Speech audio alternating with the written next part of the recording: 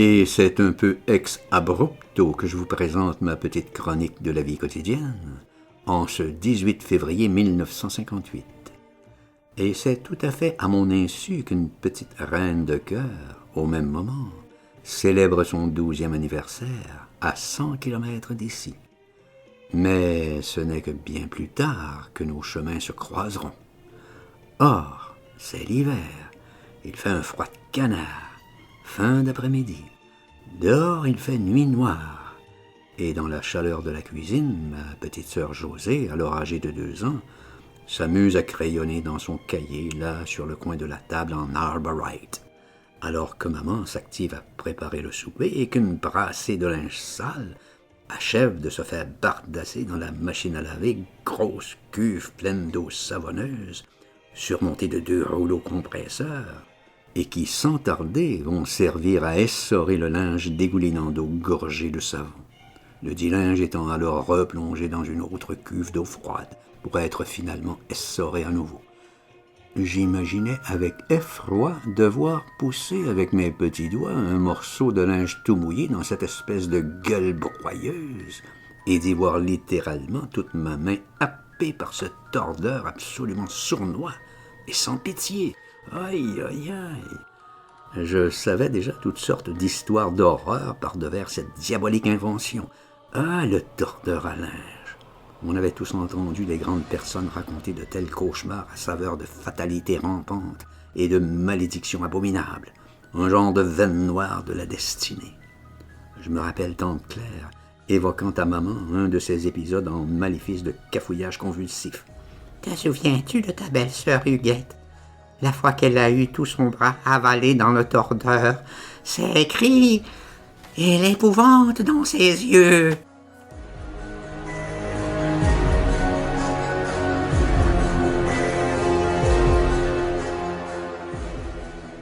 Pendant ce temps, Bambi, le petit caniche rose, jappait à quelque présence occulte que lui seul pouvait voir, alors que très studieusement, j'apprenais par cœur mes premières déclinaisons latines. Rosa, rosa, rosam, rosé, rosé, rosa, rosé, rosé, rosas, rosarum, rosis, rosis. Et que le poêle à l'huile chauffait la cabane et fournissait l'eau chaude pour la vaisselle et pour le bain hebdomadaire dans quelques centimètres d'eau tiède. Pas de sécheuse à linge, bien sûr, donc séchage sur corde à linge et glouspine. À l'extérieur, oui, même l'hiver, mais il faut bien le dire, la plupart du temps, il fallait finir le séchage à l'intérieur, sur corde à linge provisoirement installée dans la cuisine, conférant à celle-ci de petits airs de bazar capharnaüm un peu baroque, mais ce qui avait pour effet de faire grimper rapidement le taux d'humidité, et d'ainsi créer à la longue une épaisse couche de frimas sur les vitres des châssis doubles. Je vois encore toutes ces pièces de linge toutes raidies par le gel et pendouillant un peu partout dans la cuisine. Ce qui me rappelle, attendez voir un peu, oui, le jour de Noël, à la même époque, mère avait oublié d'amorcer le feu du poêle à l'huile. En fait, on devait ouvrir une valve qui permettait à l'huile à chauffage de se rendre au brûleur. Mais si on attendait un peu trop longtemps, ce qui était le cas, alors là, le feu devenait méchant et hors de contrôle jusqu'à ce que le trop-plein se soit consumé. Mais cette fois-là, la chaleur devint si intense que la peinture sur le tuyau du poêle s'écala, dégageant ainsi une épaisse fumée nauséabonde, ce qui incita maman à nous expédier à l'étage pour nous éviter d'inhaler cette saloperie. Fort heureusement, le feu enragé finit par se calmer juste avant la catastrophe. Ouf! Vous imaginez, un jour de Noël, à la une du journal local. Noël tragique. Un violent incendie a entraîné dans la mort une jeune mère et ses 3 enfants. Paix à leur âme.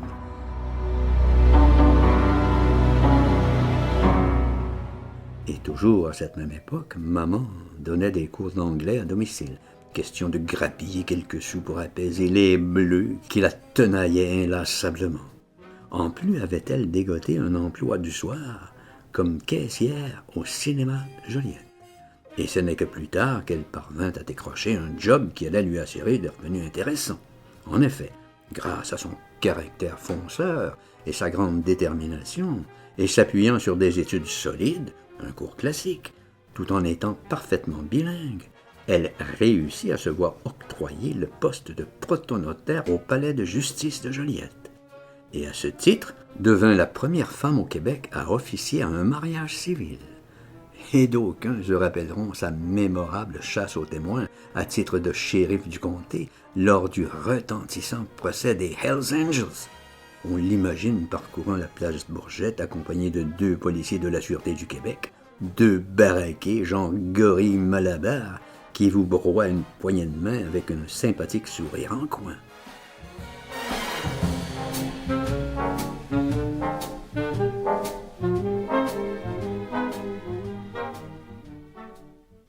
Et comme on était début mai, arrivait alors la terrible corvée d'aller quérir de grandes choses vertes au fin fond du hangar, dont la structure datait visiblement d'un autre siècle. Je vous assure que je ne chômais pas longtemps dans ce foutu hangar, au demeurant dépourvu d'électricité, et qui risquait, à mon sens, de s'écrouler sous un coup de vent qui insisterait le moindrement. Il fallait donc quérir tous ces monstres verts, 7 au total, affublés qu'ils étaient du fort joli nom de jalousie. Allez donc savoir pourquoi. Et de là, procéder au lavage rituel et harassant de ces géantes jalousies. Par la suite, on procédait à l'enlèvement des châssis doubles, eux aussi d'une lourdeur à la limite de mes capacités, lesquels châssis doubles devaient être soigneusement remisés au fin fond du dit hangar, où, fin octobre, tout le processus s'inversait. Ah là là! Heureusement qu'on avait pris soin de numéroter tous ces colosses en chiffres romains, je me souviens, car les ouvertures qui les recevaient n'étaient pas, comme aujourd'hui, usinées impeccablement, et se tromper d'ouverture mettait mes énergies à rude épreuve, surtout pour les fenêtres du 2e étage. Et comme cette maison avait déjà plus de 100 ans en 1960, vous pensez bien que toute cette fenestration ne jouissait pas d'une étanchéité parfaite. Que non, car une fois l'hiver et la bise venue, l'humidité à l'intérieur avait au fait de se condenser en fines couches sur les surfaces vitrées, atteignant un bon centimètre à la fin de l'hiver. Et lors du grand dégel au printemps, un beau petit lac d'eau glacée se formait à la base des fenêtres. Et moi, pour aérer ma chambre, je devais faire pivoter la petite languette en bas du châssis extérieur et apparaissaient alors 3 petits trous, permettant à l'air de circuler un petit peu. On est encore loin de l'air climatisé avec échangeur d'air. Et c'est avec une certaine tendresse que je me revois faire des petits cercles avec mon index pour arriver à percer un tout petit rond dans la glace. Un genre d'œil de bœuf me permettant de zioter un peu le monde extérieur. Ah, nostalgie! Et parlant de tendre nostalgie, c'est également à cette époque que grand-maman Marianne m'avait initié au jeu de la canasta. Je savais déjà qu'elle pratiquait assidûment ce jeu avec sa grande amie, Madame Gagné, mais régulièrement la chicane pognait d'aplomb, et Madame Gagné, outrée d'être traitée de vulgaire tricheuse, et venant de claquer la porte. J'imagine que je devais un peu servir comme un genre de suppléant jusqu'à ce que la réconciliation les ramène toutes les deux, non pas dans une paix définitive, plutôt provisoire. Mais bon, ce qui ne tardait jamais vraiment beaucoup. Ah, Madame Gagné, quel nom prédestiné pour la victoire!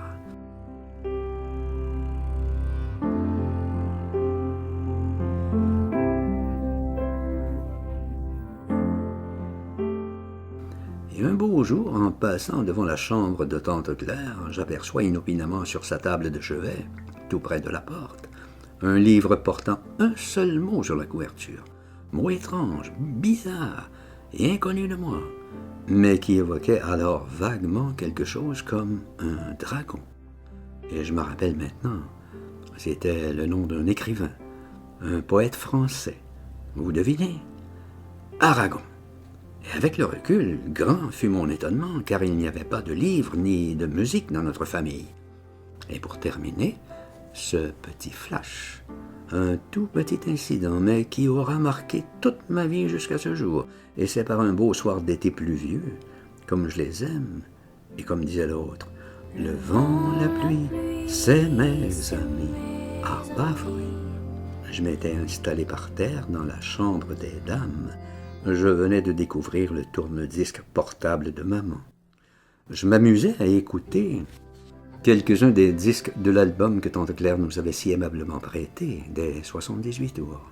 Et je tombe par hasard sur ceci. Chopin, la grande polonaise. Coup de foudre absolu. Un sésame, ouvre-toi définitif. Illuminé j'étais. Je venais d'entrer par la voie royale dans l'univers envoûtant de la musique classique. Charlie Kunz était au piano, je me souviens. Par la suite, il eut l'heure du concert à la télé de Radio-Canada, le boléro de Ravel, l'enchantement.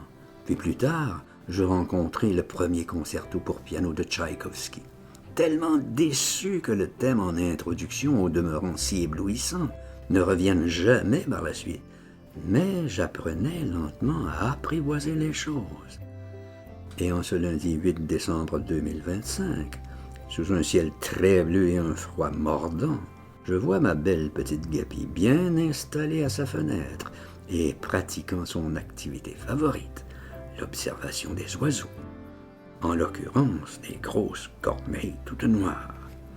Et un peu plus loin, ma belle Charlotte, occupée qu'elle ait à assembler toutes les somptueuses résonances de sa prochaine symphonie de couleurs. Et moi, sur mon coin de table, mettant la touche finale à ce deuxième épisode de mes réminiscences.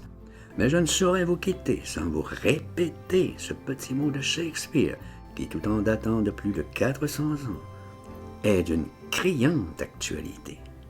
C'est un malheur du temps que les fous guident les aveugles. Et pour consoler un peu ceux et celles qui nous suivent, ce mot de Christian Bobin. Il n'y a pas de plus grande joie que de connaître quelqu'un qui voit le même monde que vous. C'est comme apprendre qu'on n'était pas fou. À bientôt pour la suite, si, bien sûr, vous savez qui le veut. Moi, ça a été Tchaïkovski. Le violon, de lac d'ici. De lac des Cygnes. Ok. Ma soeur Isabelle Duvalier. Ah ben oui. Avec Sid. Celestia Foucault, il y a quelque chose comme ça. Et moi, c'était Chopin. La même chose pour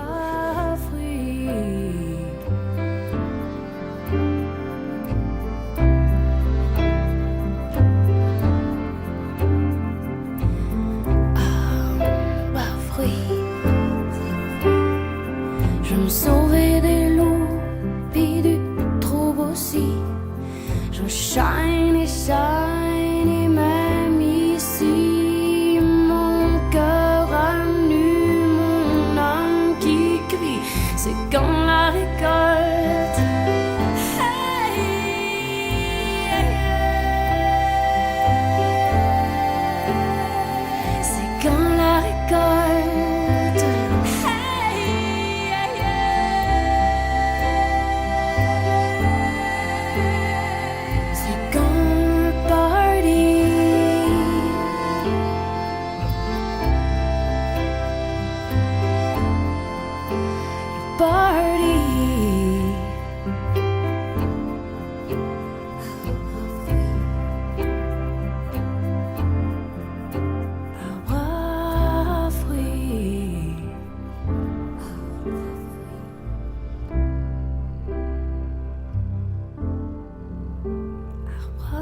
Free.